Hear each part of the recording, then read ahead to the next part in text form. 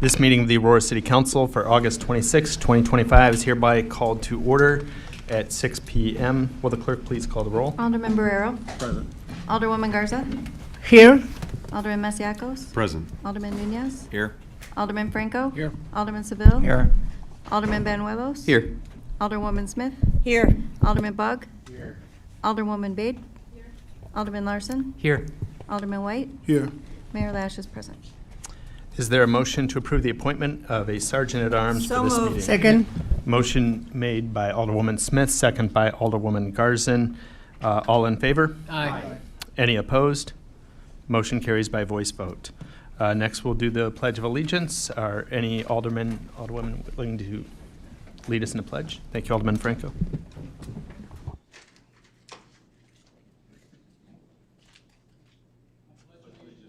To the flag of the United States of America and to the republic which stands, one nation, under God, indivisible, with liberty and justice for all. If you want to stay standing, I believe Alderman Masiacos would like to lead us in a prayer. Thank you, Mayor. I'd like to say a prayer in the fact that this is around the time kids have already started school recently or starting school around the city. And I'd love to share a prayer that's said at Marmion Academy every morning as well there with their cadets. So if we bow our heads. O God of love and power, preserve the integrity of the United States of America, a nation founded on Christian principles. Enlighten our rulers, guide our lawmakers, be with the defenders of our country, and protect the sanctity of our homes. This we ask the merits of our Lord Jesus Christ. Amen.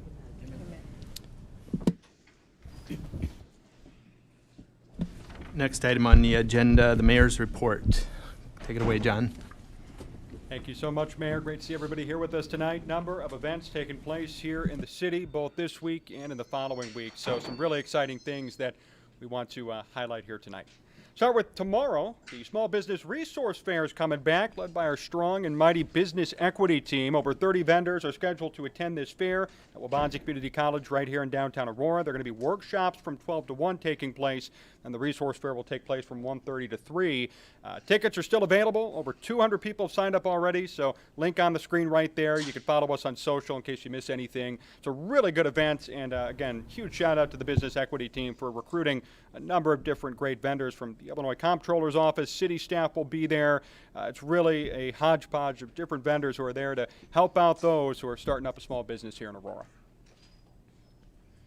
Mexico and El Corazon comes this Saturday. Really exciting event. Tickets are free. The event begins at 6 p.m. and the doors open at 5 p.m. over at East Aurora High School. You get to witness traditional Mexican folklore through stunning performances that cover states like Nuevo León, Michoacán, Jalisco, and more. It's a great event. We've had over 1,000 people already register, and tickets are really going fast. Again, follow us on social to see more information. Link is right there to purchase your tickets. They will be available till Saturday, so you still got time, but those tickets are really going fast, and we're really excited about that opportunity and event. We also have the free fall electronics recycling drive-through that's coming up on September 6th over at the Route 59 Transportation Center, 8 a.m. to 12 p.m. One of the most popular events of the year, especially as it pertains to property standards. Ruthie Harris, of course, Josh Alcaraz do a great job. You could bring a couple of screens, and there's more information online as it pertains to items that are accepted versus aren't accepted. City of Aurora residents are invited only. Registration and ID is going to be required. So again, utilize the link on the screen, follow us on social, and be sure to get your registration, your event registration done before that event comes up on September 6th. It's sure to be a good one for sure. And then finally, just want to shout out the Fiestas Patrias event and the parade coming up on September 6th and 7th. There are going to be 8 bands at Wilder Park on September 6th from 12 p.m. to 9 p.m. It's going to be an all-day extravaganza and festival, vendors, food. So many people are going to be out there. It's going to be a great event, so we hope we see a lot of the community out there. And then the parade coming back for the first time since 2019. Over 10,000 people attended back at that time, and we're hoping to match that number here in 2025. Saul Olivas is the Grand Marshal. We're going to welcome him here next week to present him with his banner and take a picture with the mayor and speak to the community about being selected. It's really going to be a great event, so we hope to see everybody out there on September 6th and September 7th for the parade. The parade will step off that morning, Sunday, at 11 a.m. So a great quick recap of what's coming up here in the city of Aurora. There's always so much going on, and we invite everybody to be a part of the action. Thank you so much. Thank you, John.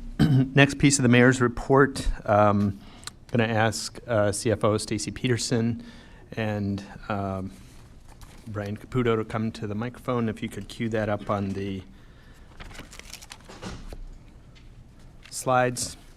So for those who don't know, Dr. Caputo will be coming on September 2nd as the Director of Fiscal Integrity and Organizational Management on the 3rd floor.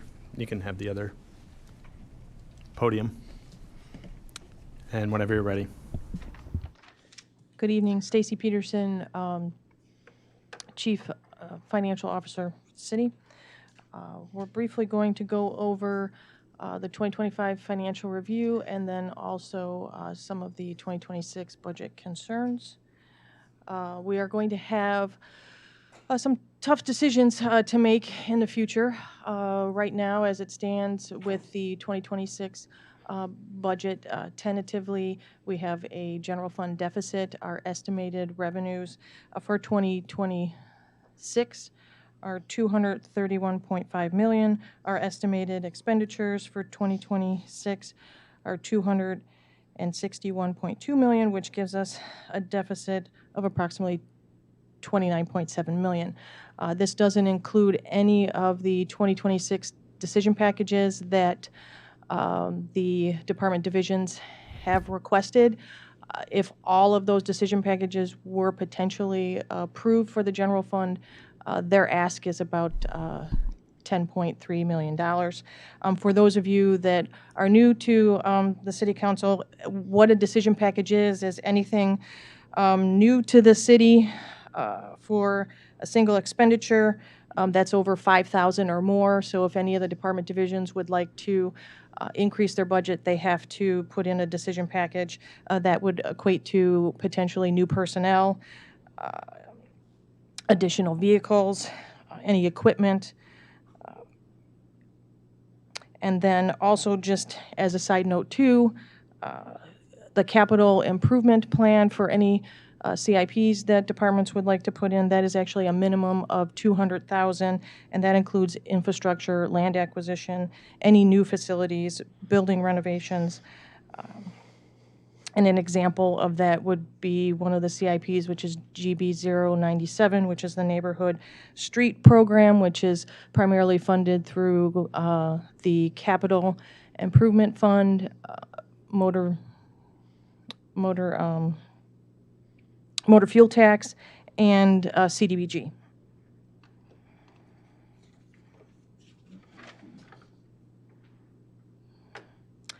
This slide represents what this finance department goes through when we are trying to balance the general fund during the budget process.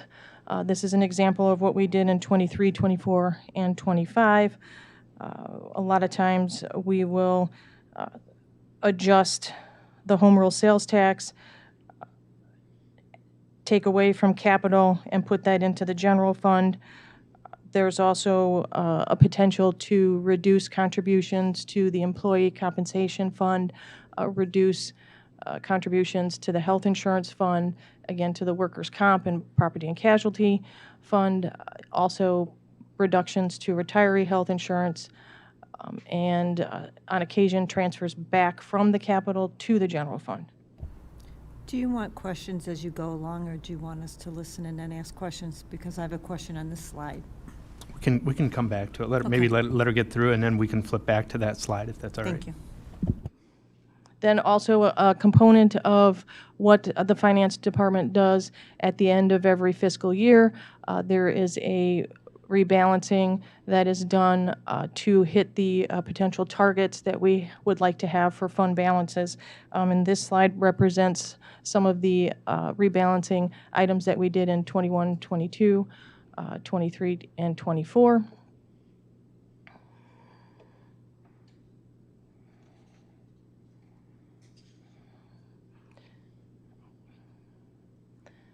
So some of the contributing factors to the 2026 budget deficit If the city does not pass the grocery tax, that could be a potential decrease in revenue of 4.5 million, which would increase the budget deficit potentially to 34.2. What we did to start out with the start of the 2026 budget, we reinstated 3.3 million of contributions to the compensated benefits fund. The employee compensated benefits fund is an account the city uses to accrue liabilities for severance, sick leave, and vacation earned by employees whose compensation is paid through governmental funds. Financing is provided through charges to city operating department divisions. Next, we also reinstated the contributions to the property casualty insurance fund, which would equate to 3.8 million. The property casualty insurance fund accounts for the city's property, general liability, and workers' compensation insurance programs. The general liability and workers' compensation programs are essentially self-insured. However, commercial excess insurance is in place. Again, financing is provided through charges to the city's operating department divisions. We also reinstated the contributions of the home rule sales tax to the capital improvement fund. Home rule sales tax is primarily allocated between the general fund, the capital SHAPE fund, subsidizes the airport, also motor vehicle fund, and then also the transit fund. And that allocation to the capital improvement fund is 9.4 million. Also noted, a contributing factor is Station 13. We would have 12 personnel. Salary and benefits would equate to about a $1.1 million increase in the expense to the general fund.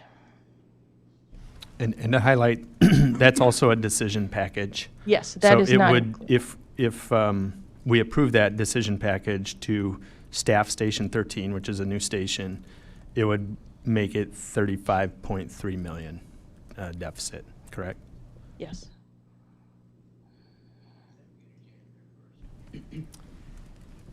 Yes, they're expected to finish Station 13 November, December timeframe. And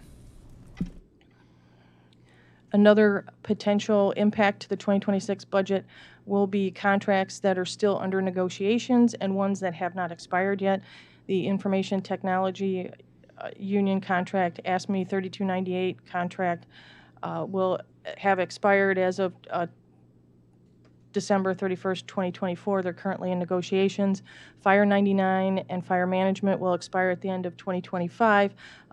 If all of these get a fairly comparable agreement with what some of the other unions have received in the past, this could be a potential 3.25 million increase in the general fund as well. Now, just for major sources that we have, this is showing our property tax just for the general fund for the extension from 2015 to 2024. This does not include any pension debt service.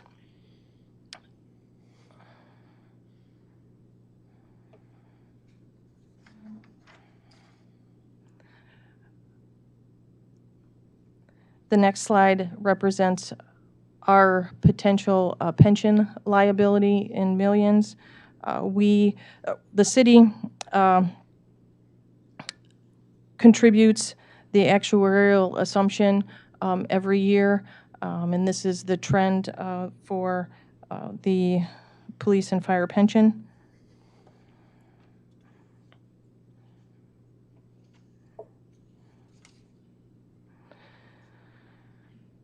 Our property tax equalized assessed evaluation has been consistently going up over the last several years. The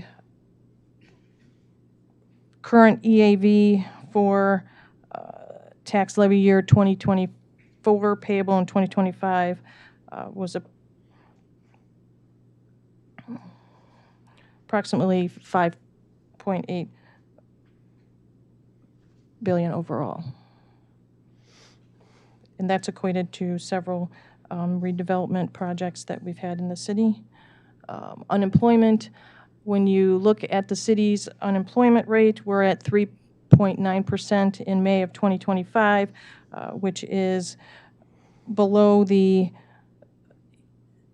United States standard of United States rate of 4.2% and Illinois at 4.8%, and significantly below the other municipalities in the area. One of our next major revenue sources is the state shared sales tax. Progressively, this has gone up since 2020. We have an estimated revenue for 2025 at $35 million. We are estimating $35.5 million for this year with a increase of $500,000. We are planning to hold that pretty stable for 2026. Home rule sales tax. Home rule sales tax does not include taxes on auto, food, and drug sales. This, again, primarily funds general fund, capital shape, airport, motor vehicle, and transportation fund. We are estimating that we will be a little bit below what we budgeted for, which is the $30.7 million. We will continue at roughly $30.7 million in 2026. Food and beverage is the next major revenue source in the general fund. We budgeted 7.5. Looking at the historical trend, we're anticipating about 7 million this year and potentially 7 million for next year as well. Another major source for the general fund is the electricity use tax. We budgeted 6.5 million for 2025. This is actually based on kilowatt hours consumed at 3%. That's collected by the city, and it's remitted to us from ComEd. We anticipate that the estimated revenue will be about $7 million for 2025, and that will be fairly consistent for 2026 as well. Another component of the general fund's major revenue is income tax. This primarily supports the general fund. It's on a per capita basis, which is also another important thing to note because it is based on our population. We estimated about 30.6 million, and it's coming in better than expected, which is about 32 million, and we will adjust the budget for 2026 to about $32 million. We've got building and permits also that contribute to the general fund. This trend has gone up since 2020, kind of peaked at 2023, and is now coming back down. We had a lot of major renovations, the Copley building, a lot of infrastructure downtown that contributed to the peak. We budgeted 5.1 million. Looking at some of the trends currently happening right now, we estimate about 3 million for the end of the year and about 3.3 million for 2026. Additional major revenue sources is our ambulance services. We're keeping this fairly flat. Its estimated budget is 6.2, and the estimated actual is also 6.2. Our court fines have been pretty flat throughout the years. We budgeted 700,000, but in looking at the actual current revenues we've received to date, we're estimating at 500,000. The next one, this is major funds for municipal, or for the motor fuel tax fund. This is also another one that's on a per capita basis that we receive from the state. We budgeted roughly 5.2 million, and we're estimating that we will get about 5 million this year as well. Gaming tax, this is a separate fund. We budgeted 5.9 million. We're anticipating that the actual will still stay on target for the budget. Keep in mind that for 2026, we will budget 5.9 million as well. And then once the new casino opens and has a full year, we will then assess the current revenue trends for gaming tax fund. Real estate transfer tax, tax fund account. This is actually when individuals sell their homes, they have to pay $3 per every $1,000. This supports our debt service fund. And you can tell the trend, obviously in 2021, it peaked pretty high. It's come back down and has been fairly steady the last couple of years. So we're going to keep that at the 3 million as well. Water and sewer services has increased over several years. We have an annual budget of 48.4. We're estimating, this is as of July, and taking the estimations from current revenues, we're estimating about 47 million that we will receive in 2025. Just as a quick recap for the general fund overall expenditures, about 79% represents personnel costs for the general fund. The other 21 is for operational needs. And then this is just a comparison of the difference between our authorized staffing between 2017 and 2025. You can note that the full-time staff increased to 268 individuals. The part-time decreased by 10. Some part-time throughout that time period were potentially converted to full-time, and then the seasonals decreased by 9.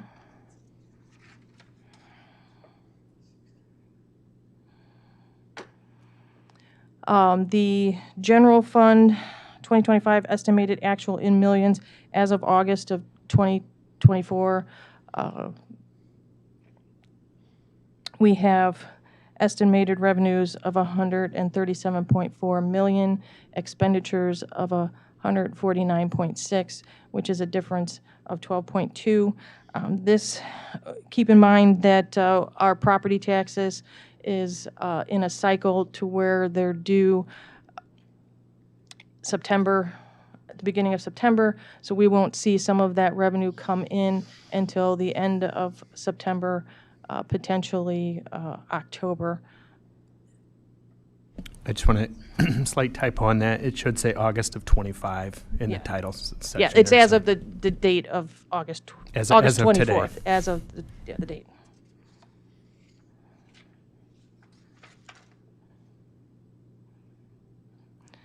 So then some of the other things that what we are looking to do is the city will potentially have a hiring freeze, hiring of new positions. Will go through the mayor's office for approval. The city delayed hiring 7 new positions. The city also recently eliminated 4 positions as of last week. A few decision packages have been approved pertaining to personnel unless there's a budget offset somewhere else within the budget. Budget evaluation process obviously is not complete yet. We are still undergoing several revisions and looking over the items. We still need to take a look at the capital projects and the capital budget. During this process, we are continuing to look at efficiencies and streamline a lot of the internal operations to assist with reducing costs. And with that, if you have any questions. you have anything, Dr. Caputo, to add? Yes, Mr. Mayor. First, it's good seeing you all here this evening. Some faces from years before and new faces. I'm happy to see all of you. I thought it might be helpful for you to have a little bit of a historical perspective on what this budget picture really looks like. So that $29 million general fund gap, as Stacy mentioned, is before decision packages. I have was here a while back, all the way back to '98, so I can talk about what things were at the last fiscal stress point we really were at, and that was during the Great Recession when we were preparing the 2010 budget in 2009. It wasn't pleasant. There was a $19 million deficit, but things were a little bit different. That situation, so we thought, was a temporary one. It turned out to be that. So we made those $19 million in cuts in a number of different ways, not all of them painful, but the situation ended, and we could reverse some of those things over time. We didn't know exactly when it would end, so we had to take action, but we did take action, and we believed at the time that it was responsible. This situation here is much more severe. It's not just in terms of numbers, the general fund deficit of $29 million, yes, it's bigger, there's inflation, but there's more to it than that, and that is that we're not facing a temporary situation here. If you look at some of those numbers on one of the slides that had all those zeros on it, where we were not contributing to various funds, what was happening essentially is that money that normally would go to those funds was redirected to the general fund in order to balance it. So what does that mean? It means that the revenue the fundamental financial structure of the city, really we're talking about the general fund, it does not work as it's currently set up. If you remember the slides of revenues that Stacy showed you, some of the revenues look pretty good.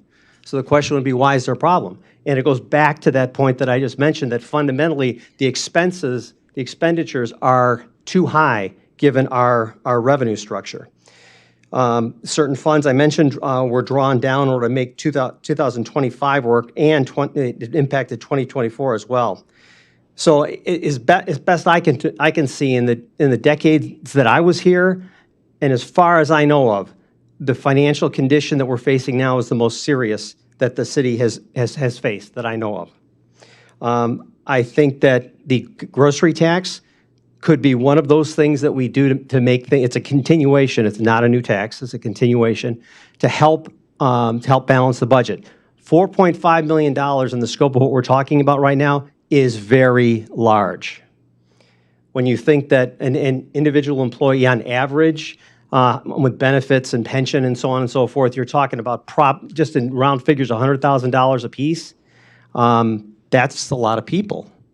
But having said all this, I'm very confident that we can get it done. I think we've got a city council that's committed to making it work, a mayor that's committed to making it work, a staff that's committed to making it work. We'll do the administrative tasks that need to be done and present options. But without the $4.5 million for the grocery tax, it makes it a larger hill to climb. So I would stop here and maybe ask for any questions as well. Alderman Franco? So, big picture question.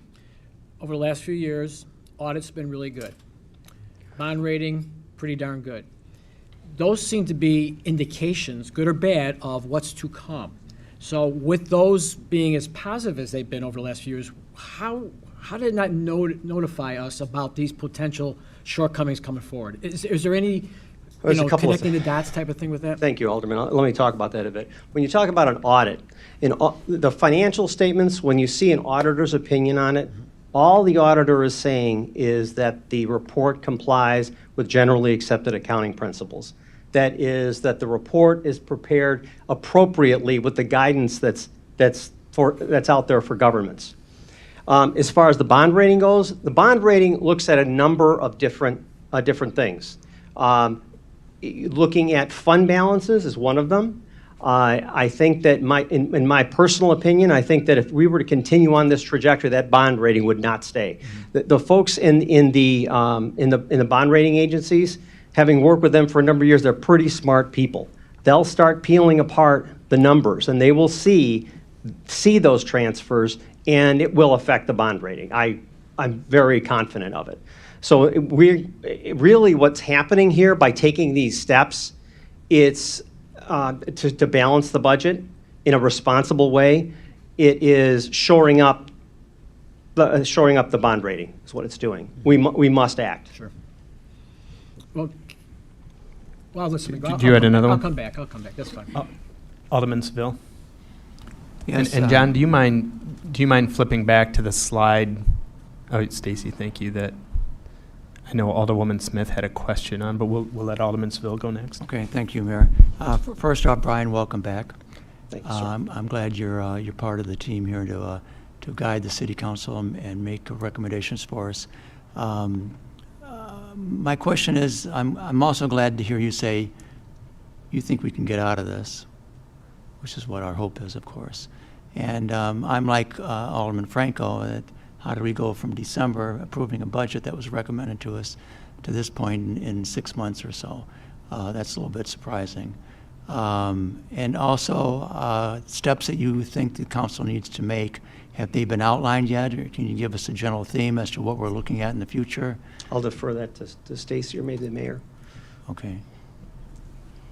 In future, in what respects? Like- Well,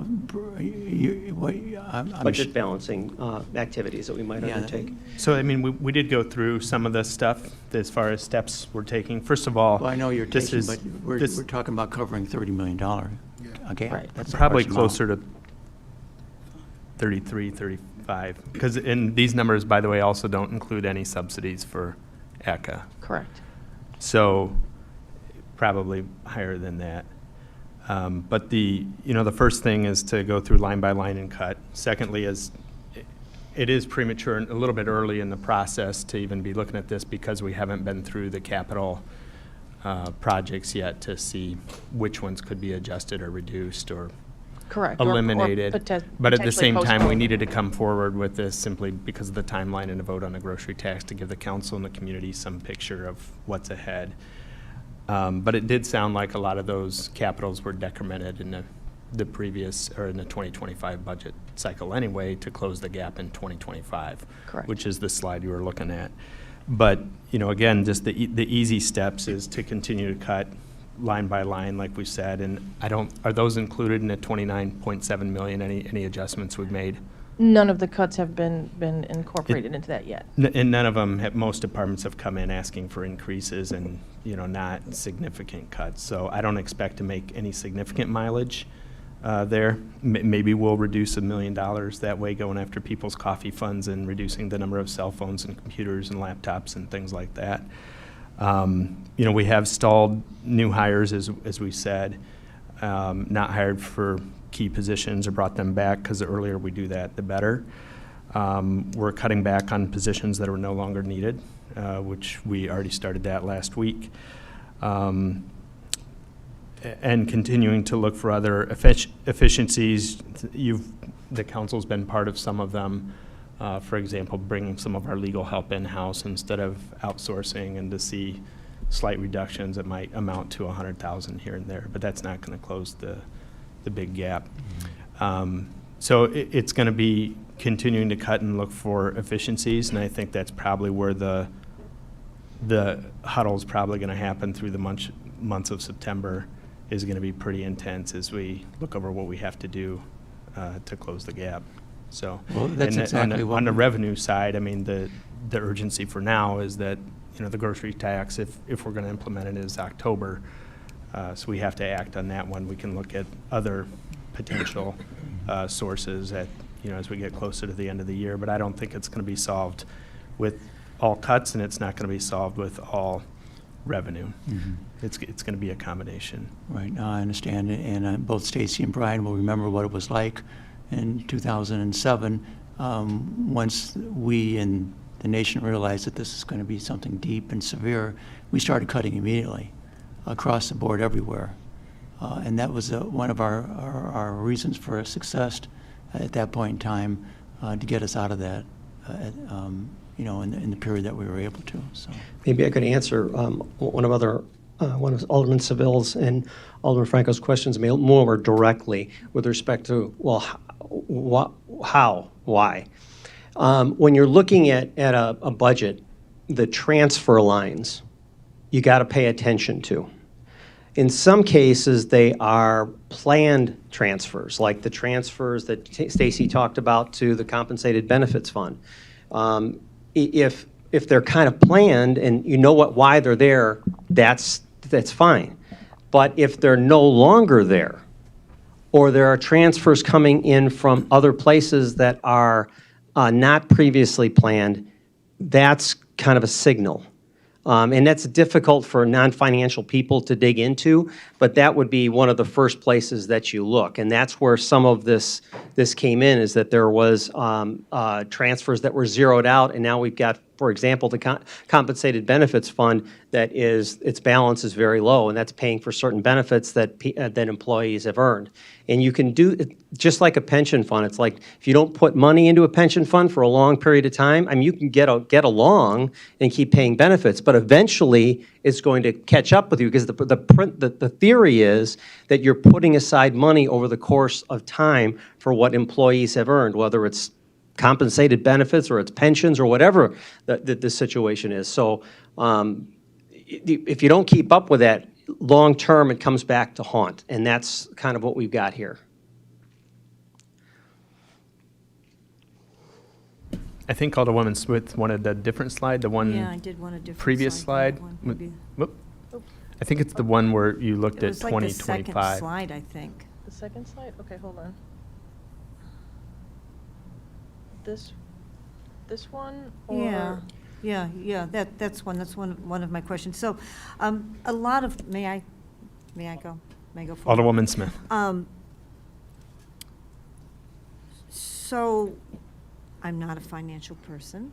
I think where you're going, I think Yeah. you're onto it. Well, we'll start with that. I mean, let's look at the numbers from 24 to 25. Why? What's the big difference? Why is that so large? Why is that different? So why is that number so vast from one year to the next? That's part of my question. Can you answer that? This slide here represents what was done in those 3 years to balance the budget for the general fund.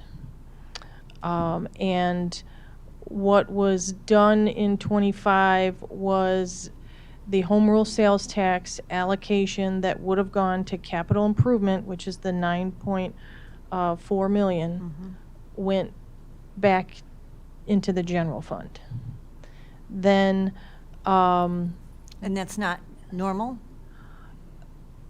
historically, when we start out, we do a particular allocation where the general fund gets a certain portion and capital gets a portion, and then based on the requests from departments and the expenditures, that's they've done it it's been done in the past. Okay, so I need a little simpler answer than that. So if we're looking at 2024, where we see the 4, right? That's the same Did that thing. one go into the general, or where did that go? This is adjusting the home rule sales tax allocation, all like that 3.7, Yes. the 4.08. 4.08, and the 9.4. Capital was sacrificed to fund the general fund.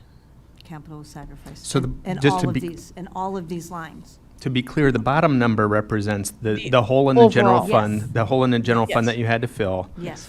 And it's progressed and gotten larger. And then the other lines are how you filled it in the past. But gotten larger is an understatement.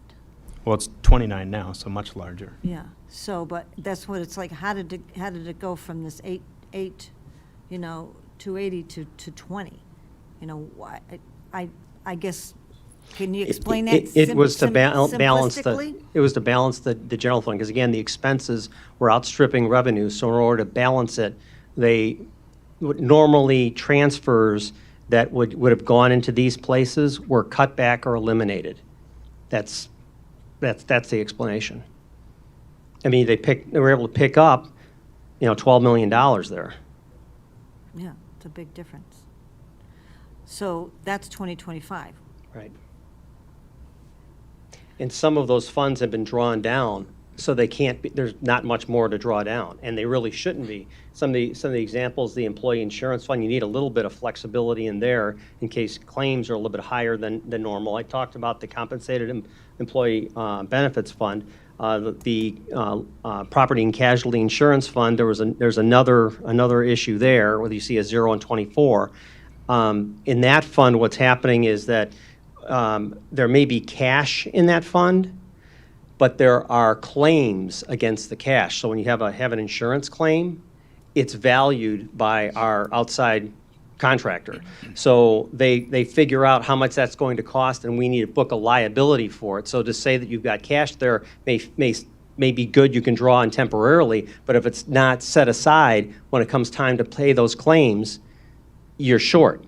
And it doesn't happen immediately because many times those claims take years to run out. But the money is there, or should be there, to cover them when the time comes. Because there are other claims, unfortunately, coming after them, and you need to set aside money for. So in the slides that you showed us with estimates, were they, I'm assuming those estimates were through the end of the year, since we still have a few months to go. So are there any, did they include the second quarter property tax? The estimates that you had in there as we went through these slides? That would be in specifically. Because that would be a big chunk of income. Was that included in your estimates? No, that one estimate at the end that shows the overall just general fund, which is the timing, which, let's see. That one? Which as of, August 24th of 2025, the revenues were 137.4 million, and the expenditures are 149.6. So that right there does not include, because we won't receive the revenue from property taxes until September and into October. So when we receive those, so those numbers that we haven't received yet are not estimated in here anywhere? Am I? No, the property taxes, no. Okay, because that's, how much is the property tax? This is just pretty much what's in the bank account right now. As of right now, for That- what our revenues and expenditures were. We'll get our property tax, the last quarter property tax in September, which will bring us out of the negative to wrap up the year, but it has nothing to do with 2026. Right, but, well, we're talking, right, well, it still helps. This just says, Yeah. we got a hole right now that we're pulling out of our fund balance. And what's roughly our fund balance? I know it's not that big. Do we know right now? For the general fund, Correct. as of July, it's 16.8 million. So my last question is kind of piggybacking off of the last two aldermen, in that 6 years that I've sat here, or 7 years almost, we've balanced every budget. And now we're looking at this massive deficit. So I'm trying to make sense of how we went from that to this, and in layman's terms. I can offer a couple things. Stacy, Well, there are a couple items that, in looking at, again, some of the ARPA expenditures that we spent the funds on, they weren't one-time expenditures. They were expenditures that the city will have to continue into future years. It's the body cameras. We used it for some of the city fiber optic costs, as the fire station alerting system. So there's costs that, while we use that money in previous years to pay for that. The ARPA money. Yes, the ARPA money. those Expenses will will continue into future years to maintain and, you know, obviously body cameras, you have to keep replenishing those, and if there's new police officers or they get broken, you have to continually replace them, and that's about $1.1 million every year. So overall, can you tell me overall, over the last several years, how much money, ARPA money, we received? We received the 37 million. So 37 million total in ARPA funds, but we didn't Yeah. receive it all at one time, it kind of. No, we received it in 2 installments. Right. So Yeah. then we have spent it like it's been revenue, correct? Yes. We've And- spent it, we've spent it on several items. It's like the STEAM Academy at 670,000, No Child Left Offline, $1 million, workforce safety software at 46,000, technology improvements, ShotSpotter, body cameras, ballistic information, FUSIS crime data analysis, fire station alerting systems, Phillips Park Playground. Some of the money went to the Phillips Park Zoo, DSC generator, city council chambers, teams, conference rooms, fiber optic, police hazard pay, fire hazard pay. Again, that was because of COVID. We also waived liquor license fees. We waived food and beverage during COVID, aided in aid to local hospitalities. We did the Surf Direct to Small Business program. We subsidized the Paramount, also subsidized the Paramount Riverwalk and Promenade, transferred to a motor vehicle to sustain that. Obviously, transfers to the transit, about $3 million, because people weren't working and going into the city, they were working from home. But not all of those things are continuing expenses. No, not all of those are Right, continuing right. expenditures. That's what we spent the money on. So, but Yeah. we got the $37 million over a period of time. Now we don't have that $37 million, but we have many of those bills to pay that we started because we had the money. Is that correct? Yes. That's part of it. And then this union contract pay increases, I think, what is that number, 4.5 million on the contracts that we've had. And then we don't know what the two unresolved contracts will be, but that'll be 3.25 25. estimate if they fall Yeah, on the that's same all- lines That's of. all for contracts, potentially. Correct. And then does not include exempt, non-exempt, so non-contract, non-union employees, compensation, increases to health insurance and other things that we've seen pretty dramatically this year that are also residual costs. Every year we have to, so I mean, even next year, all those contract costs are going to go up another $4 million, which, I know there's been another question that I've received a lot, both from the public and from older people, is what about the anticipated revenue of the casino? And we don't expect that to come online until 2026, mid 2026. And as Stacy said, we'll get some sort of answer. But those are some other contributory But that's not factors. general funds, correct? No, that's the Yeah. capital, Right.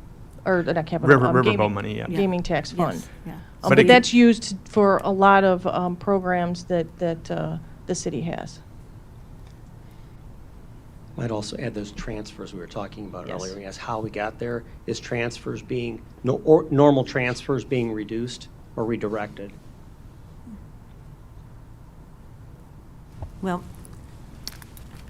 I'm finished with my questions. I feel very backed in the corner with the grocery tax tonight. I think it was a very opportune time to have this conversation, so that it really doesn't give us much of an opportunity to really think about the residents and the grocery tax as we are dealing with this budget crisis right now. So I appreciate all that you've put into this, because I know you've put a lot into this in a very short period of time. I do have a lot more questions, but I'm going to ask them offline so that I. Yeah, I'd be more than happy to answer any questions that you have. Some older people did come in to sit down and go over the budget more one-on-one. I suppose we could make that opportunity available if there are additional questions. During following that time that you this offered that, these numbers were not put together. So that's why I didn't go in. The amount of what we've talked about this evening was not available to us, or at least it was said multiple times here that it wasn't available to us. So. Well, we've kind of known for over a month and a half. We just haven't made it public, so they're coming out and being made public now. And Alderman Franco? So, Excuse me. Sorry, I didn't see. Alderman Bug, I know you haven't had a chance to speak. Go ahead.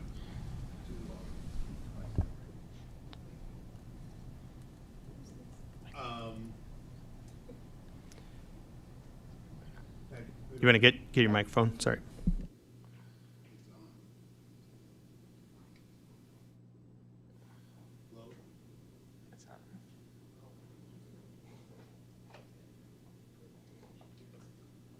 Hello? Nothing.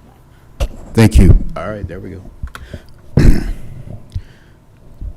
Well, first, Dr. Caputo, it is excellent to see you again, and I'm definitely glad you're on our team. Thank you, Alderman Bug.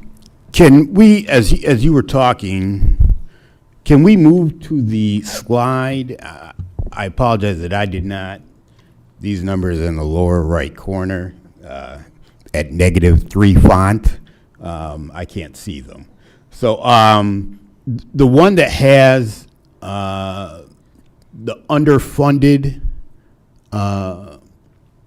items, there was one, I don't know where it is.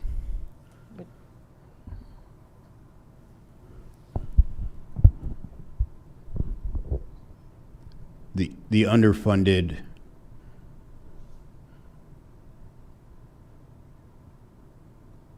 The blue I slides? guess I'm not quite sure which slide you're talking about. The blue slides?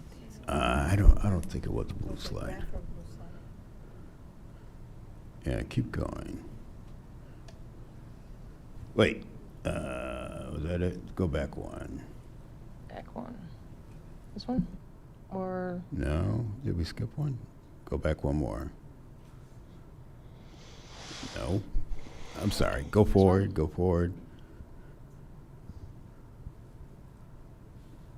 Next. Wait, stop.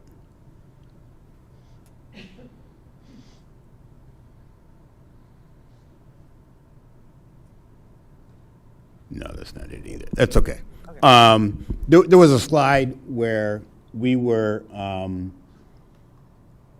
underfunding and not funding correctly a number of items, mainly related to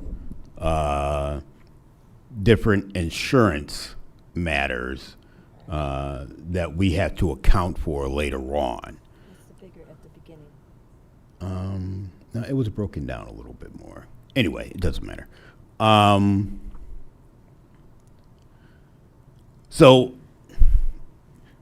when you're looking at that, you're really looking in the future. You're not looking right now. You can look at it right now and say the funds are there. Things, quote unquote, balance. But if you're not funding them for the future, that's where your expenses are going to be, even next year. You will quickly become underwater if the money is not there. And now, we discussed this many times, and not only in finance, but in this chamber, because, of course, our insurance rates keep going up, just like us as individuals. They're going to go up again next month, they said. But we ask that question often, are we keeping up with those payments or those funds? And I know I asked the question, and I believe others did also, and each time the answer was yes, that we are prepared, that the fund has money for the future in it. And I think what we're seeing is we were not funding them to the level that we needed to. The one we always focus on is police fire. Okay, we know everyone has a pension, but in our state, police and fire We take a look at that, and we have an actuarial chart. I believe you presented it years ago, that in, I don't know what year it was, 2040, I think it was, our number it was way off the chart.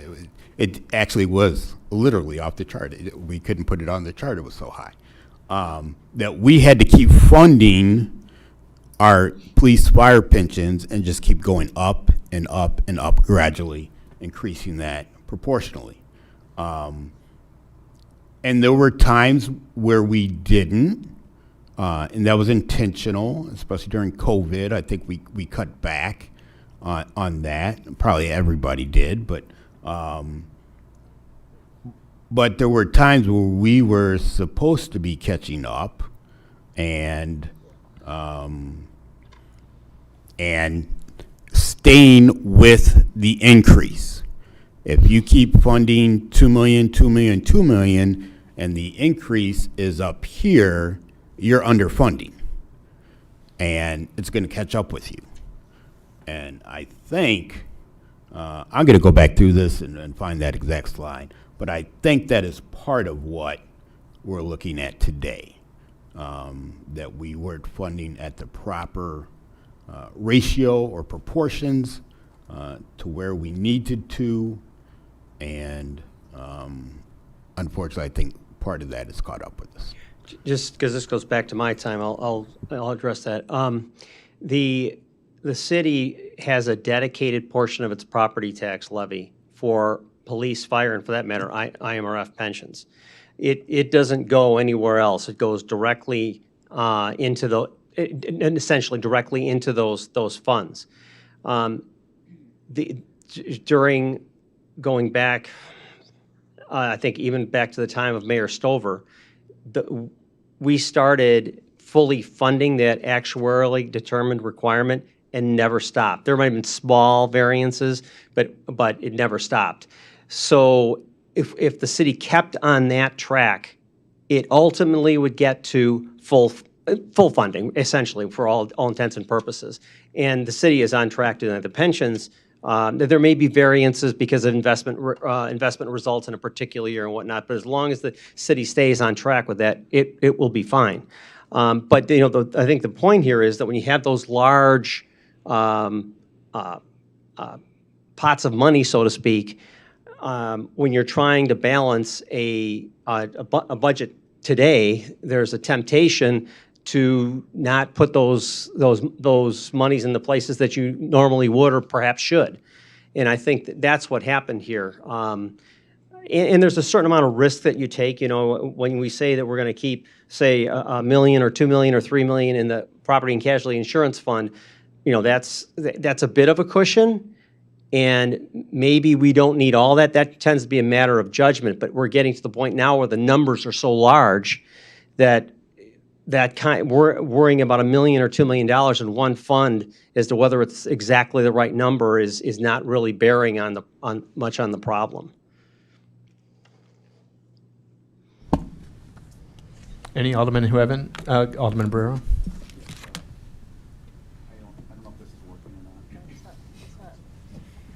I guess borrow your neighbors.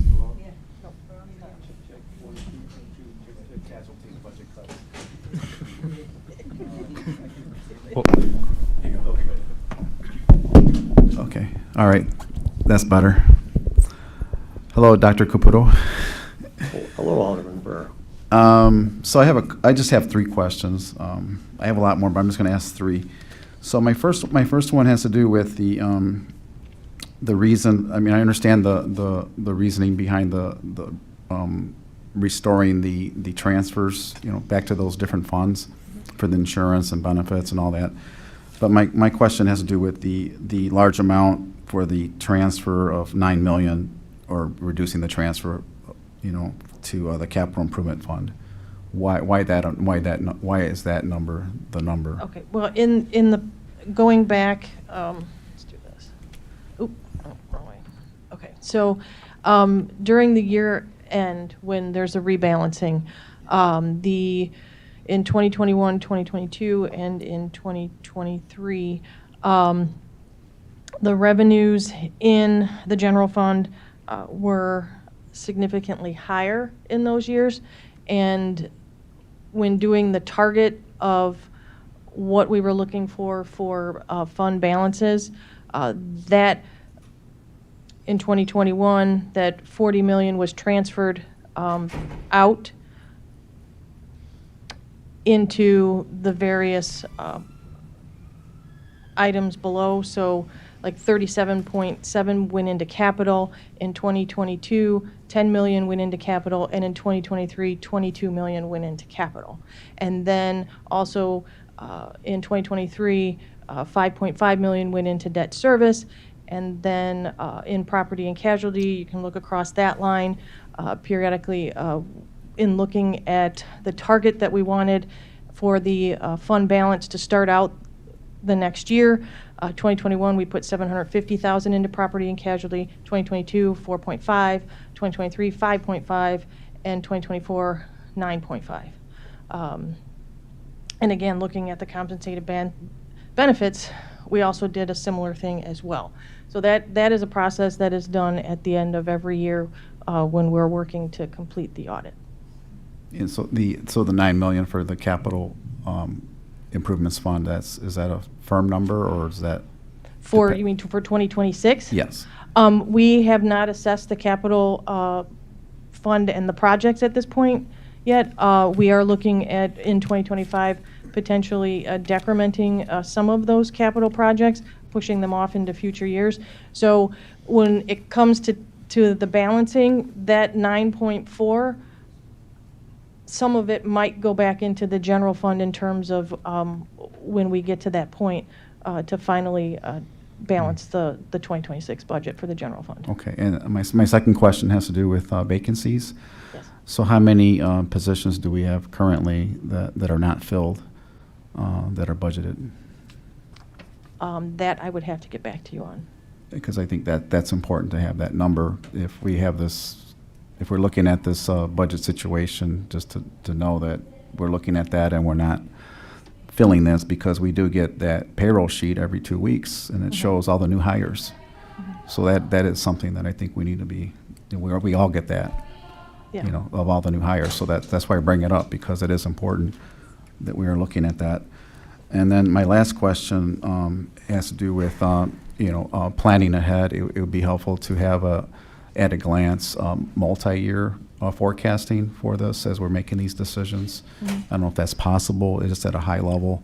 What does this look like, in year 2 and 3, just to try to look down the road. Yeah, we could put something together for that. That's all the questions I got. Thanks. Alderman Nunez. We've talked a lot about cuts tonight. And obviously, we're talking about the grocery tax. We've passed the hotel tax. Just 2 questions I'm curious about. 1, what plans do we have in place to increase revenue? And 2, are there any projects that are completed that should be bringing an increase of revenue that we haven't been made aware of yet, or that would be coming into play early or the first half of next year that maybe have or haven't been taken into consideration? I don't know if that's something that could be answered or not. At this point, we'd have to still research some of those items in terms of additional revenue options, in looking at additional sources. I know some of our current taxes that we have are already capped, so we can't raise those any further, but we can definitely take a look at different revenue sources.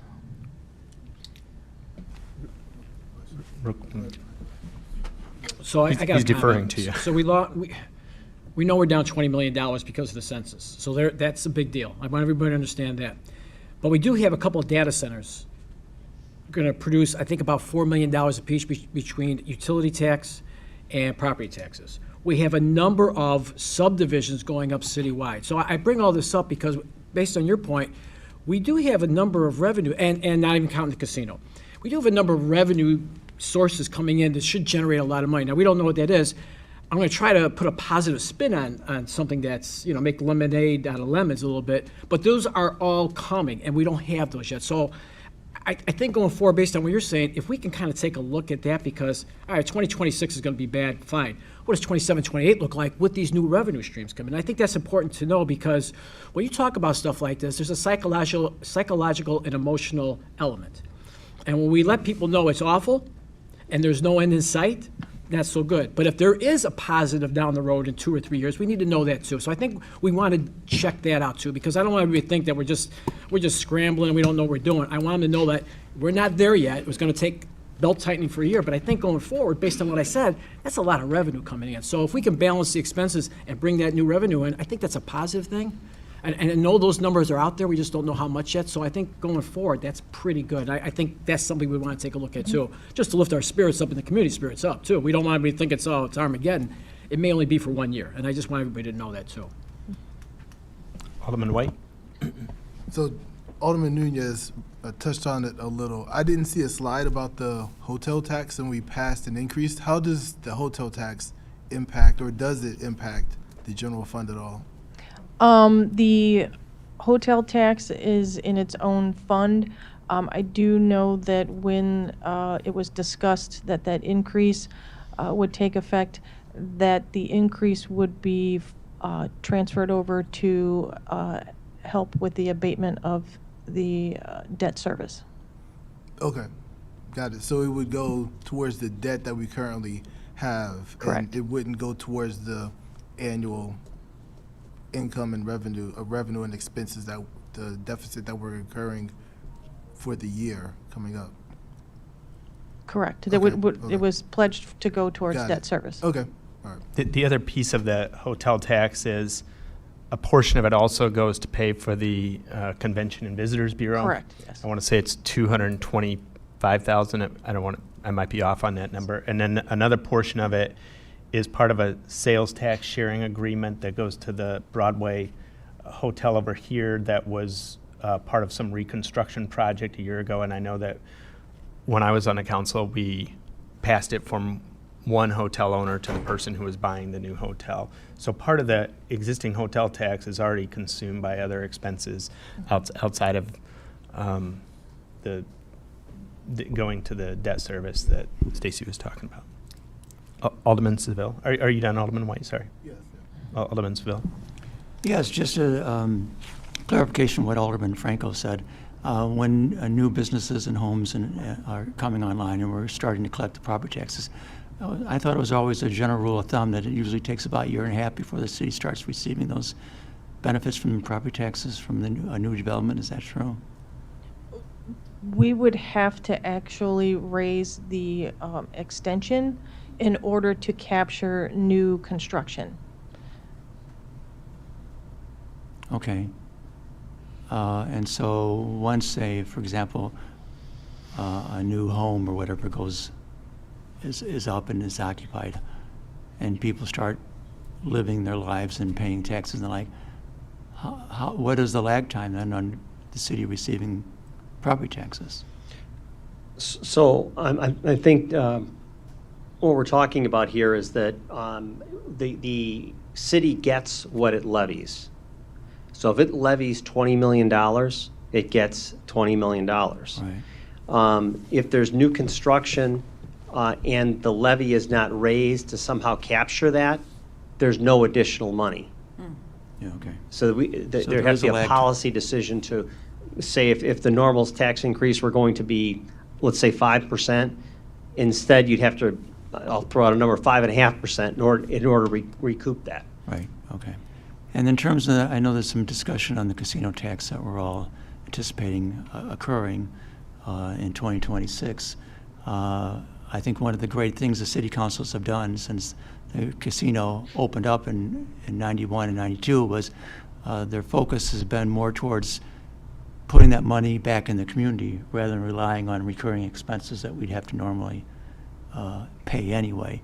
And I'll give you an example that I've been telling people. And when revenue sharing was started under the Nixon administration, communities received that money from the federal government back, and they had a choice to allocate those monies. The city of Naperville, to the east of us, decided to put that money in special projects. The city of Aurora decided to pay their police and fire, something that we had to do anyway And so we never really received that benefit back into the community, although the benefit was police and fire, of course. But like I say, it's something that we need to do anyway.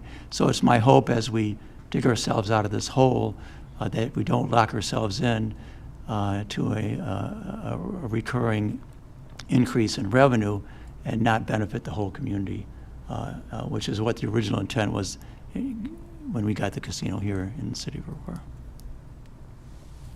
Alderwoman Smith?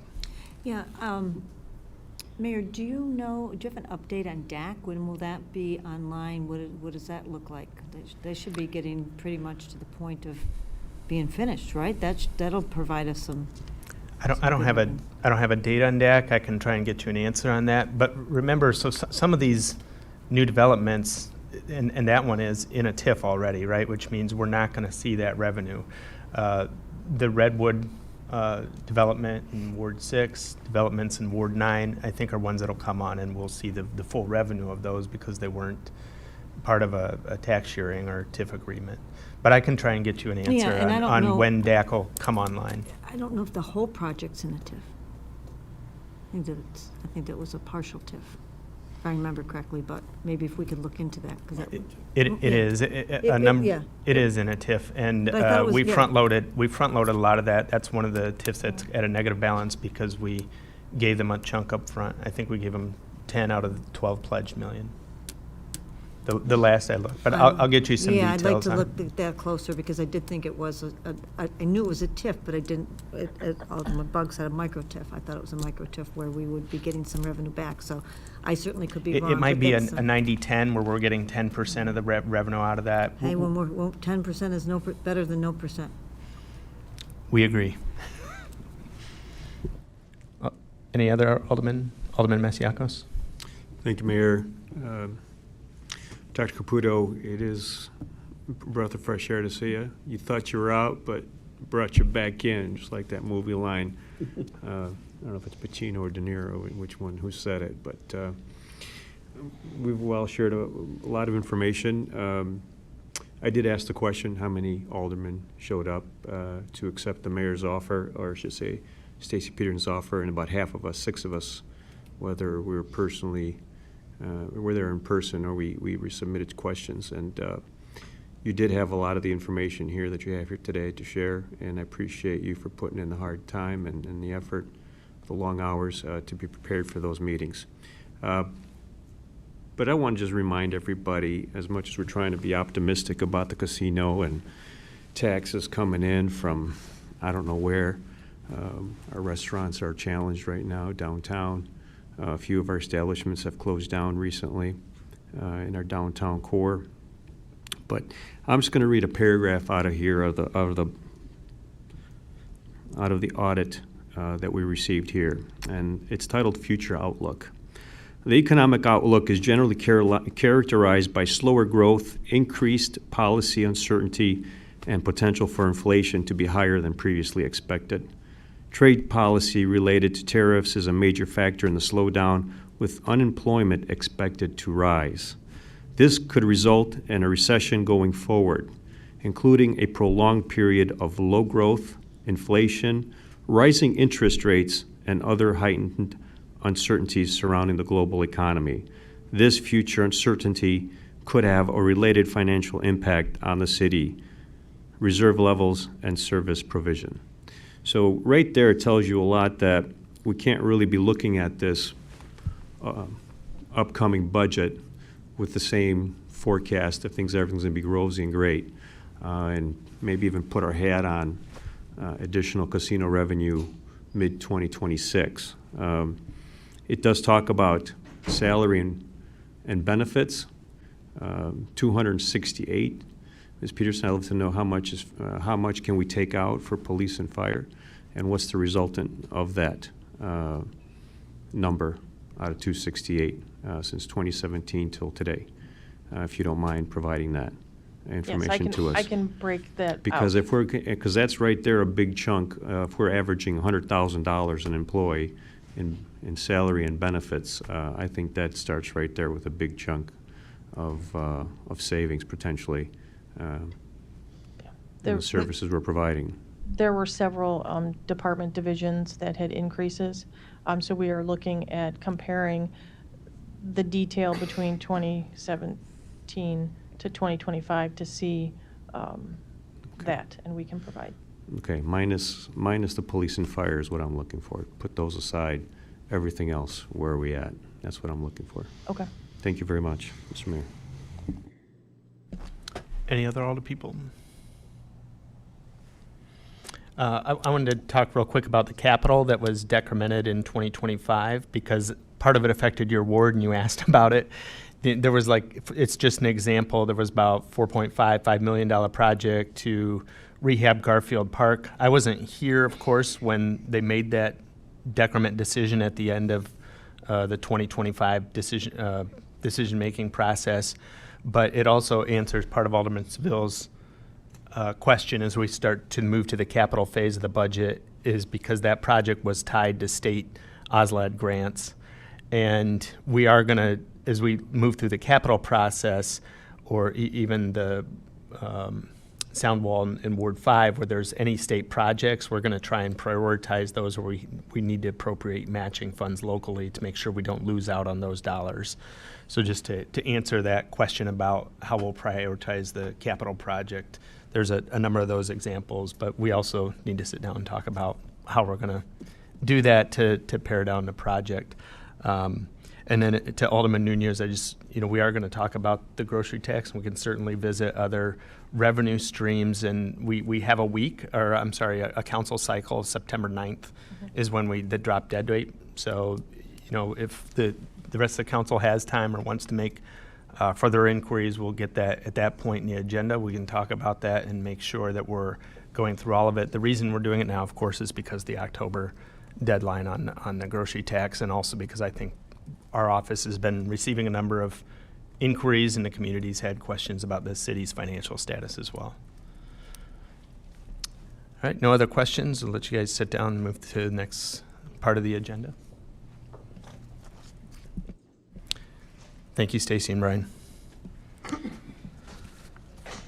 Next part of the agenda, public comment. Madam Clerk, do we have any members of the public wishing to offer public comment? We do, Mr. Mayor. Will you please read the rules of public comment? Pursuant to the Open Meetings Act, all persons shall be permitted an opportunity to address public officials under the rules established and recorded by the council. Under our rules, any person may address the city council for up to 3 minutes with a maximum of 30 minutes allotted for all public comment. No person other than the timekeeper or the chair for the purpose of maintaining order may interrupt a person recognized for public comment during his or her comments. Members of the city council shall not engage with nor respond to a speaker during the time set aside for public comment. Staff is directed to follow up with members of the public with respect to any concerns raised during public comment within the scope of the city's authority following the adjournment of this meeting. Clerk, please read the name of the first person wishing to offer public comment, and if you want to use this podium over here, I know the light works. Both lights work. Andrew Tripp.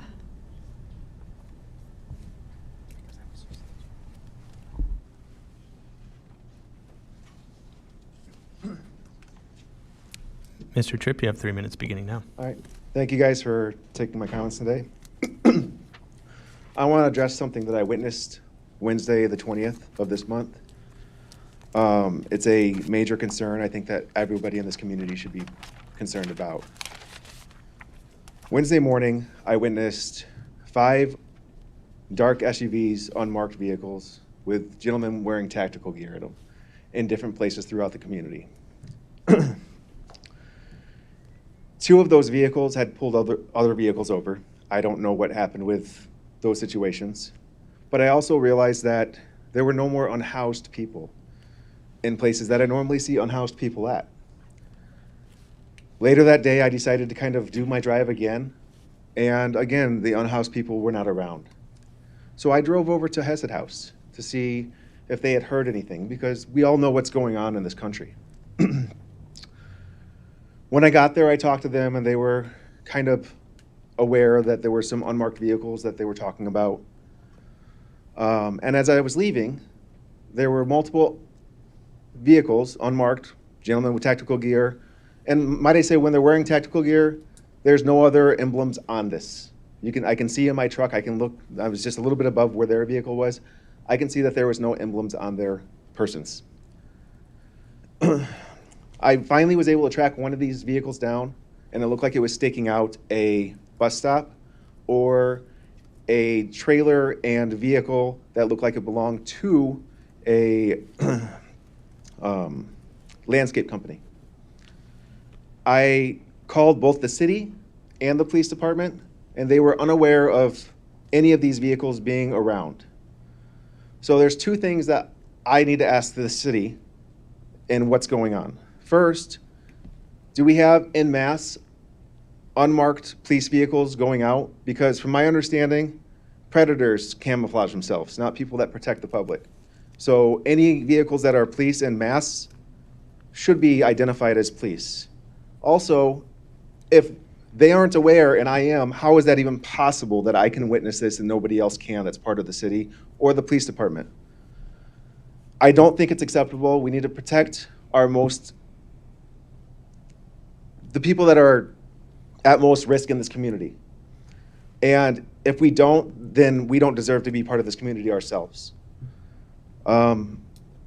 So what are we doing to protect our people from the fascism that's happening in this country?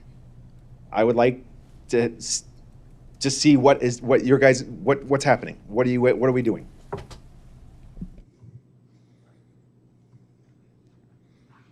That's it. Thank you. Sorry, was I Thank you, supposed to Mr. Tripp. I don't know if the deputy mayor or chief of staff is able to meet with this person in private, and then we'll move to the next public commenter. Your time is up. Somebody will be out there and get your phone number in a second. Angela Collier?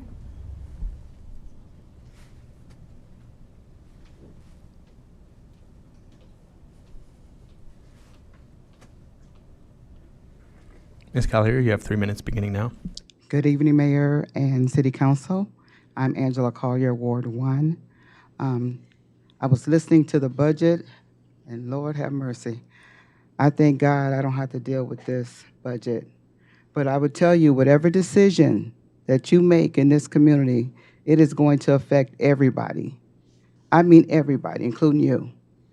So as nonprofits, I see a lot of them cutting their programs because they cannot afford to do them, especially with the prices with the Fox Valley Park District, with those deposits and the rent. A lot of the nonprofits, they cannot afford to do the programs to help the community. So I would recommend all of the aldermen, we have 30 days and we're going to start registering for the Toys for Tots program. So what would help if you would post how people can, on your page, how they can attend budget classes and how they can learn how to budget in their home. I mean, literally, I have some people, I put do not answer when they call me because I already know that they're not spending their money wisely. You can't get high every day and call me to pay your rent on the 1st. It's not happening because I see what you're doing when you're abusing your money with other things in the community.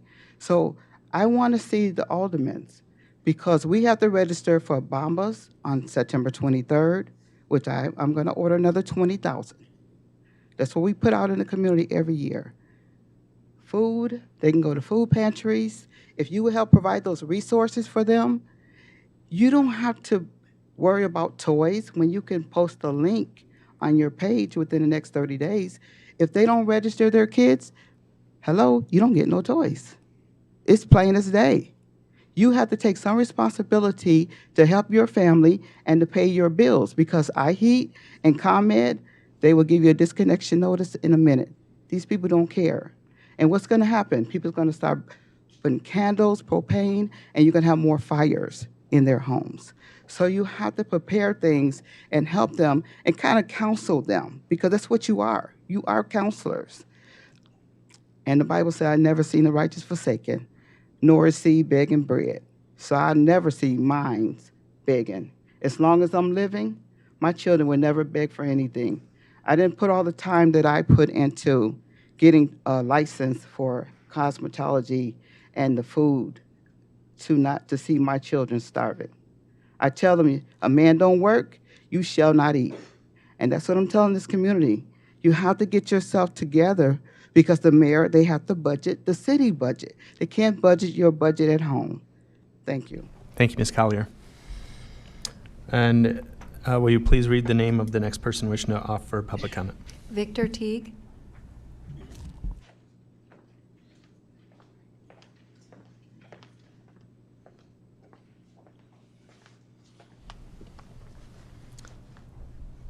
Welcome, Mr. Teague. If, 3 minutes beginning now. Greetings, everyone. My name is Victor Teague. I'm the founder and CEO of Haven for Success Mentorship Program. Our mentorship program, Haven for Success, was established in May of 2023. Haven for Success is a mentorship program that's offered throughout the year, assisting 3rd to 8th graders.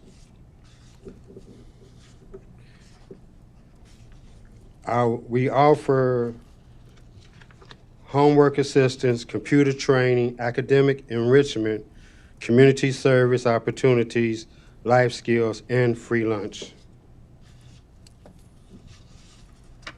Our goals is to captivate social skills, academic improvement, time management, as well as leadership development, and overall to create better functioning individuals for a functioning society.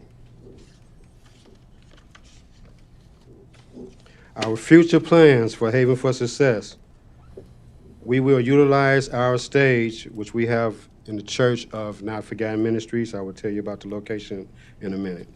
We will utilize our stage for upcoming plays and events, offering art, baking, carpentry, and cooking classes. We're currently looking, but we need a bus or van for transportation, for transporting our kids to outings. Also looking forward to fundraising in the upcoming months. Our location for Haven for Success is 309 5th Street, Aurora, Illinois, 60505. And we are at the lower level of Not Forgotten Ministries, which used to be St. John's Church. And it's in the 3rd ward of Ted, I don't want to mispronounce your name, Messiagos. That's it. Thank you, everyone, for allowing me this time. Thank you, Mr. Teague. Madam Clerk, does this conclude the people wishing to offer public comment? It does, Mr. Mayor. Okay, if there's no more speakers, next I'll ask the clerk to read the consent agenda and the direct-to-council consent agenda in full. 250530, a resolution authorizing the Director of Purchasing to purchase video conferencing hardware and services from Burwood Group in Chicago for a total amount not to exceed $280,000. 250581, a resolution authorizing the Director of Purchasing to enter into an agreement with TCD Concrete Works of St. Charles in the amount of $23,691 for a reinforced concrete slab for a greenhouse at 339 Middle Avenue. 250588, an ordinance authorizing a 100% principal forgiveness loan agreement, public water supply loan program home rule entity for the lead service line replacement project. 250599, a resolution establishing the maximum number of Class D Fox Valley Mall Entertainment District on-site consumption liquor licenses unofficially related to the application from the Soul Spot at the Fox Valley Mall in Ward 10. 250600, a resolution authorizing the purchase of a replacement digger derrick truck for the electrical division not to exceed the budgeted amount of $164,000. 250606, a resolution establishing the maximum number of Class B on-site consumption liquor licenses unofficially related to the application from Ye International at 4350 East New York Street in Ward 10. 250608, a resolution authorizing the award of a contract to Schroeder Asphalt Services in the amount of $1,464,898.53 for the 2025 citywide right-of-way maintenance project.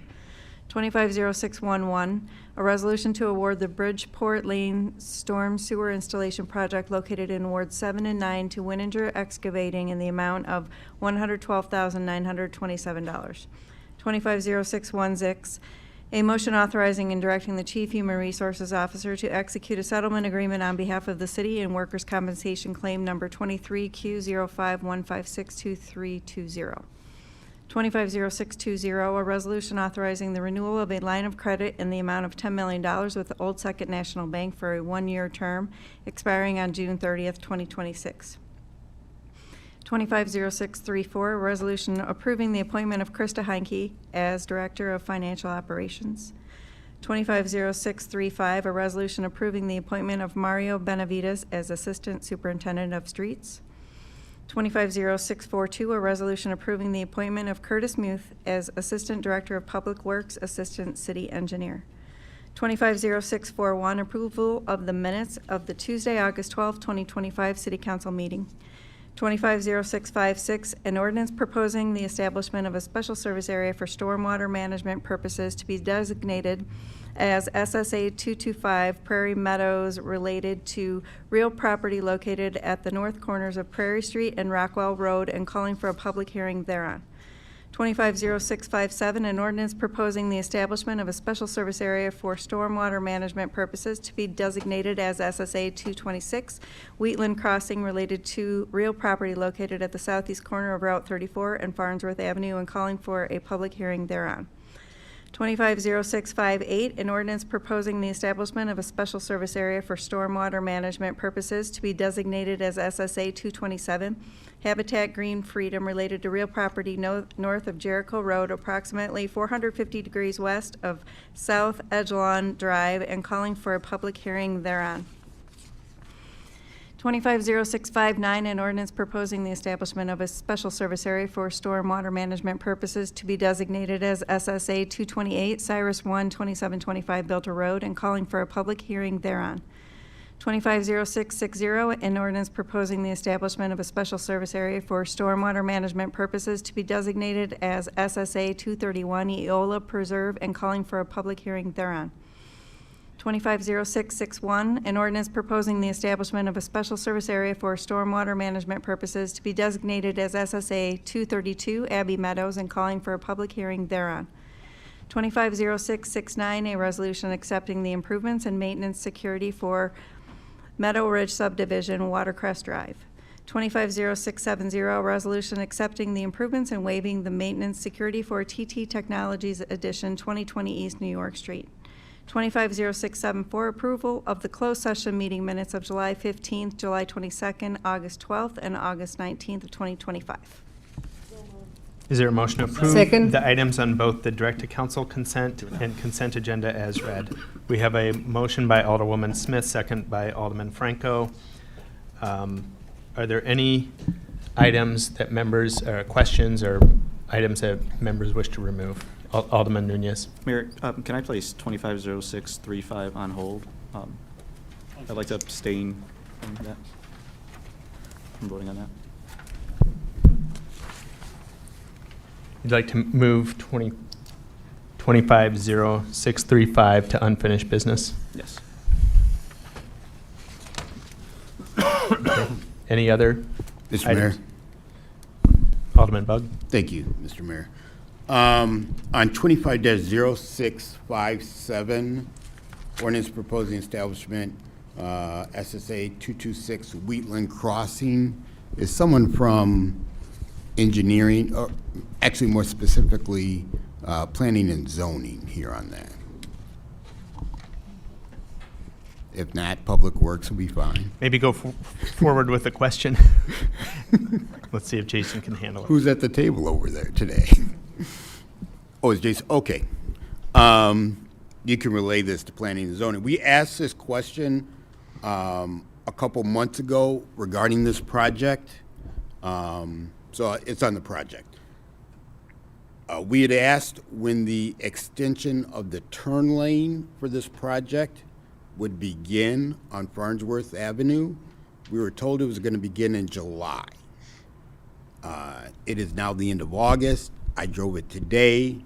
It has not begun. I understand the stormwater management purpose is under your purview and not under planning and zoning, but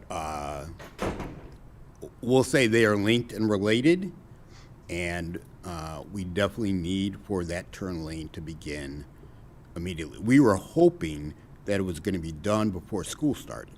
School started last week and hasn't begun. So if we could relay that over to our developer, because they're the ones who stood here and told us they were going to begin in July. So if we could relay that, that'd be appreciated. Yeah, definitely. We can follow up with them and see what the delays are. But yeah, it was our understanding that it would be done this year. Yeah, thank you. Yep. Any other questions or any alderman wishing to remove any items from consent agenda? Okay, with the exception of 250635, will the clerk please call the roll? Alderman Barrero?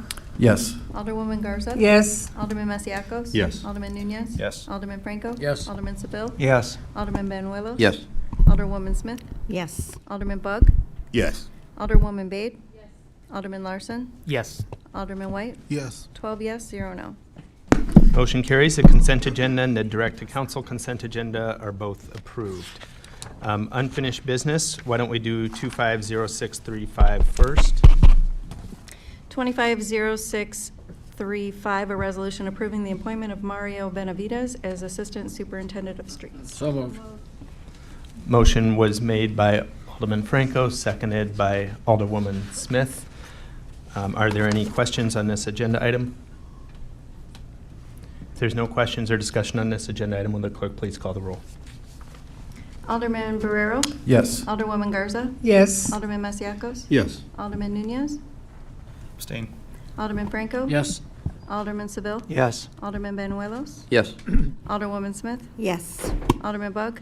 Yes. Alderwoman Bade? Yes. Alderman Larson? Yes. Alderman White? Yes. 11 yes, 0 no, 1 abstain. Motion carries. This ordinance is adopted. Next item on unfinished business. The clerk will please read the agenda item. 250519, an ordinance enacting a municipal grocery retailer's occupation tax and municipal grocery service occupation tax. So moved. Before any motions are made, I think we could probably go ahead and have a discussion on this agenda item. I want to see where the council's at. I know there's been discussion on both the grocery tax and sales tax. Every municipality in the state is doing this, but I just kind of want to see where everybody's at. And if there are people that have further questions before we address this, like I said, we do have until September 9th. I want to make sure that we give everybody that time. So I guess to begin the discussion, Alderwoman Bade, do you have any questions? So we are not voting on it today? We can vote on it today, or we can postpone it until the next cycle. I would appreciate more time on it. Okay, are there any specific questions that you might have? I was thinking if we do this after 6 months, what are the consequences? Well, the immediate consequences, you'll send Stacy into a deeper panic than she's already in. And it'll be much harder to balance the budget as we go forward. So we would probably be forced to make significant and additional $4.5 million in cuts to address it if we were to delay this beyond to the next window where we could approve it. And also, we will get the second batch of property taxes in September, maybe. That won't impact the 2026 budget, though. We don't lose the grocery tax officially until January 1, 2026. So this is a question about the 2026 budget. Yes. Any other questions? Mr. Mayor, Alderman Franco. so if October 1st is the deadline, what makes us think we could do that after that? Otherwise, there would be no deadline. So I guess that's a question for whoever, because if they're giving us October 1st, then it's October 1st. It's not January or February next year, it's October 1st. So I don't know how we get around that. That's correct. Yeah, Stacy, that's what I was thinking, yeah.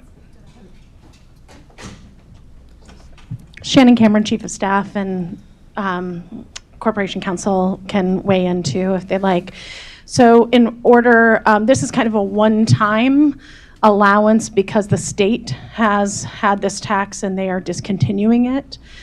For the state to continue to collect on our behalf the 1%, we have to let them know by October 1st. If we miss that date, then we would be instituting a new tax on our residents at a later time, and then we would be responsible for collecting that while the state currently will be collecting on our behalf. It'll be exactly the same as it was before. The state is not taking any percentage of that for overhead costs to collect that tax, where we would have to put into place a whole way to collect that tax from our grocery stores. If we were to do it outside, it'd be a whole piece of legislation where we're instituting a new tax. Where this is a continuation, the state will continue to collect, but we can't decide in 6 months for the state to continue to collect it for us. We would have to put in new legislation for that. Does that make sense? Alderman Seville. Yes, as a follow-up, Shannon. So do we know, in terms of estimation, how much it would cost us to administer it then? We haven't done the research for that. It would be, there would be a cost for us while this is free currently, and there's not another chance to jump back in for the state. Other municipalities have asked for that, and they have said, no, this is it. So they ever Yes, jump. correct. Right, so this is like an offer of one and done. Right. Or not at all. And I will say there's been new information constantly. This is changing as dioceses are voting on this all across the state of Illinois. Currently, 513 municipalities across the state have voted to continue the 1% grocery tax. Any other questions on this agenda item? I weigh in just. Alderwoman Smith. Yeah, I guess I just have to say one more time, because especially given the situation that we're in with our budget, as we sit up here, we have to remember, we are not imposing a new tax on our residents. We are just continuing a tax that has been a tax since 1990, and it is $1 per $100 of groceries. It is not imposed on people who have food stamps. And please correct me if I'm wrong, aren't there some items that it's in shopping that it's not imposed on as well? So it is, as far as a tax goes, and using tax and fair in the same sentence is kind of an oxymoron, but it is as fair as it can possibly be. And we are not, and I know none of us want to impose new taxes on our residents, but that would not be what we were doing. So I am prepared to vote today, so I guess we can see what everyone else wants to do. Any other members? Questions or comments? Alderman Seville. Mr. Mayor, we've heard a lot of information this evening, and I share Brian Caputo's and Stacy's concerns, and it's going to take a little bit of work, and that means making hard decisions on the city council when need be. Nobody wants to lay off employees, especially police and fire. Nobody's advising to do that, but there's going to have to be cuts, or somehow revenue increases. And I'm like-minded with Alderwoman Smith that this is not a new tax. It's $1 for every $100, and I'm prepared to vote for that tax this evening as well to get our fiscal house in order ASAP. Our citizens deserve it. Thank you, Alderman Seville. Any other members? I Alderman made a motion. Just one question. Go ahead. No, I made a motion. Just, Oh, so well, I just so it's out there. Thank you, Alderman Barrero. Yeah, my question is, can we adopt this for 1 or 2 years, or is this all or nothing? And I mean, are we able to eliminate this? And the reason I bring this up is because you heard some of the comments here from my colleagues that things might look better. We might have a rosier picture in the future with a lot of new developments coming online, and we might have an opportunity to eliminate this. I know a lot of people are looking forward to not having to pay this going forward, but unfortunately, we're in this tight budget situation. I would feel more comfortable if it was a short-term, Yeah. extension of it. Yeah, I believe another alderman had asked this question when we first proposed it, and at any point, this dais can put forward legislation to sunset that tax. So if we make it through the year and we're in a much better place, or in 2 years, it can be voted to eliminate at that point. But you would have to just put forth the legislation to sunset that tax at that point. Any other questions? Go ahead.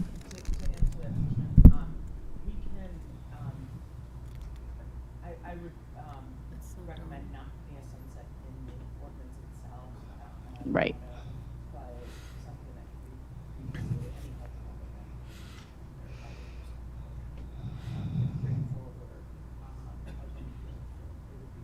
Yeah, repeal at any point if our budget is looking, we have some of that property tax, some hopefully our gaming taxes are through the roof, et cetera.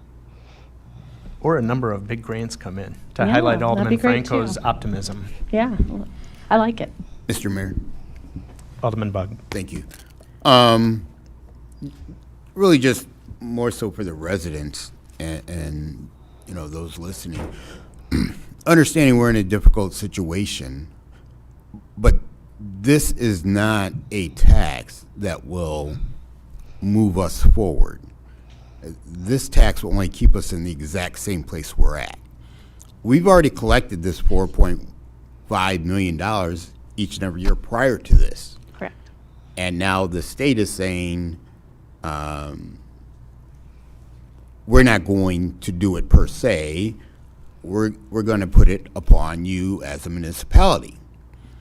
So if we do not go forward with this tax, we will go down $4.5 million. If we enact it or enact some other measure, and I don't know if anyone's going to bring that up, but we will be staying at the exact same plane. So that's very important to understand. This is not all those numbers that Ms. Peterson talked about that we're going to be looking at. This is not going to help us move $4.5 million toward that goal. It's just going to keep us right where we're at. Thank you, Alderman Bug. Alderman Larson. Yeah, I'm not sure if we're going to vote on this tonight, but I do have a statement that I would like to say on the subject. I have a lot of thoughts on this, so to try to prevent myself from talking too long, I did write it out. So first of all, since 2020, we've seen a lot of inflation. Goods have increased by around 25%, and income for most people has not matched that in that same amount of time. A lot of people are feeling the strain, even though we're talking about just 1% of our grocery expenses. This is significant for the growing number of people that are really struggling. And a number of residents have reached out to me and understandably don't want this tax to remain in place. And I want to represent them as well as I can, but we need to be realistic too. In a more ideal world, we would have a healthy budget. We had a long conversation earlier about it. And we would be able to vote this away and stop collecting these $4.5 million. But the ball's now that the ball's in our court. But the vote tonight is not going to be that simple. A no vote is not going to determine whether we pay this $4.5 million. It's going to determine how we pay that $4.5 million. The general fund is short by around $30 million. If we vote no, that's just going to go up to 34.5-ish million. And regardless of whether our budget deficit is 30 million or 34.5 million, it seems likely that we're going to have to make a lot of cuts, which is not going to be good, and potentially increase property taxes. It seems unavoidable unless we get new revenue, money falls out of the sky, which would be really nice, but I'm not holding my breath on that. So I don't think any decision here is going to be good. But, you know, with that being said, I'm leaning towards just listening to what constituents have told me and voting against this. But, you know, to be realistic, you know, this is going to probably result in a higher property tax to offset that slightly lower grocery bill that we're going to see. And because in the state of Illinois, rent control is banned, we are probably going to see increased rents if property taxes go up as well. So that's the realistic scenario. And one more point that I want to make is about civic engagement being very important. Some people have been very vocal about this tax, and you know, I want to encourage that. But you know, whether or not we pay this 1% going forward, grocery prices have increased a lot more than 1% since 2020. Everyone talks about egg prices. The largest egg producer and distributor in the U.S. is a corporation named Cal-Maine. In the calendar year 2020, they reported a net income of $67 million. And last year, during the calendar year of 2024, they reported a net income of $629 million. That's an increase of over 838%. And just in the first 2 quarters of this year, they have already exceeded all of last year. They're at $851 million. So I'm not trying to point the finger away from us and downplay the decision that we have to make that will impact Aurora's residents, but I just want to shed light on what is impacting the working class most significantly, other than this tax. So, you know, the council is accessible in public meetings like this, and the residents get to vote for us, but no one can vote on the leaders of corporations that control every aspect of our existence. Our economic system is not a democracy, it is a dictatorship of a wealthy ruling class, and we have no control over them. So we do get to vote on some things. We get to vote for people who have the power to hold those corporations accountable for this blatant price gouging that's going on and that is really causing prices everywhere to skyrocket, like Cal-Maine. Unfortunately, a lot of politicians, especially out in DC, don't represent you and me. They represent the people that are robbing us. So in conclusion, I want to encourage the passion that people have over this tax, but also encourage a proportional amount of passion over the people who are profiting grossly on the increasingly exploited working class. So I could go on for a long time, but I just want to leave it at that. Thank you. Mr. Mayor. Thank you, Alderman Larson. Alderman Franco. I'm not sure that that's germane to this conversation, but I would ask my colleagues, prior to 2025, how many residents asked for this tax to be removed from the state of Illinois, asked you to fight that battle that remove this tax? The reason I say that is because nobody did, and nobody even knew about it. So when we hear about this now, it's because it's come up, but nobody had a problem with it before. So I just want to make sure that we all understand that this was not a problem coming into this year. And nobody asked for it before. So I just think we have to balance these thoughts when people say something like this, because whenever you give a person an opportunity to say no new taxes, they jump at it. But when they don't even know they're paying it or they're good with it, then there's crickets. So we need to understand that too. That's really what's happening out here. So I just want going forward, I think that's the reality of this. I don't think some of the stuff we talked about is germane to the conversation. We are talking about math. And the math will tell you that right now we are not in a position to do this. And $4.5 million is a big deal, and we have to address that. And that is really the narrow scope of what we're looking at right now. Thank you, Alderman Franco. Any other members wish to offer comments or have questions? Alderman Masiacos. Thank you, Mayor. A lot has been said here today. I don't know which front first to think about, but I commend you for coming and just giving us an opportunity to participate in the subject and decide as a city council whether we want to move forward with the 1% or not when it's all said and done. But whether we hold it here today or not, my opinion on how to proceed is not going to change. I know some people have to make a decision also as well for the city, but I also have to look at my ward. And one of the biggest challenges that I have is when I pull out of my driveway on Saturdays, I drive by the high school and I see a lot of cars snaked from the back parking lot and all the way around from the Marie Wilkinson food pantry, trying to get food. I see people in the grocery carts walking, literally walking with a grocery cart or with bags to or from Marie Wilkinson. So there are challenges out there. I know that my wife and I personally can probably afford to maintain that 1%, but based on what I see in and around my community, will be a no vote on this tax proposal. Any other alder people? So we do have a motion. Alderman Franco made a motion. I don't know if there's a second. Second by Alderman Seville. Before we vote, I just want to say that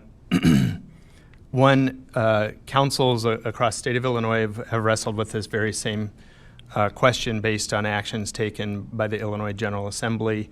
I appreciate all the opinions that have been brought here, the civility of the discourse, and we're clearly not out of the woods yet as a city, and I hope that the civility and open dialogue continues as we, as a council, continue to make tough decisions for the community ahead of us.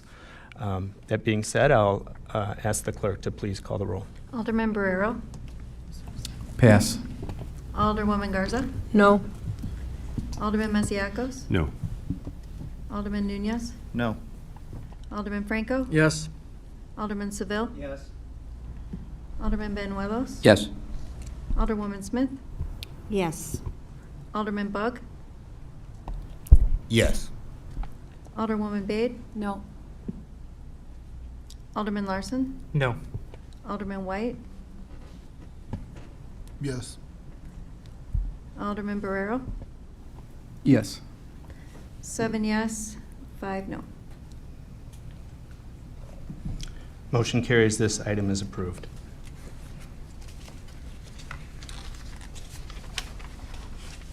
Okay, there's no reports to give. Next agenda item is new business. Will the clerk please read the next new business item under new business? Oh, is there a motion to suspend the rules to consider items under new business? So moved. Motion made by Alderman Franco, second by Alderwoman Smith. Alderman Barrero? Alderwoman Garza? Yes. Alderman Masiacos? Yes. Alderman Nunez? Yes. Alderman Franco? Yes. Alderman Seville? Yes. Alderman Benuelos? Yes. Alderwoman Smith? Yes. Alderman Bug? Yes. Alderwoman Bade? Yes. Alderman Larson? Yes. Alderman White? Yes. 12 yes, 0 no. This motion carries. This item is adopted. I want to thank Corporate Counsel for bringing that number in a lot lower than what was discussed. So good job. Thank you. Okay. Got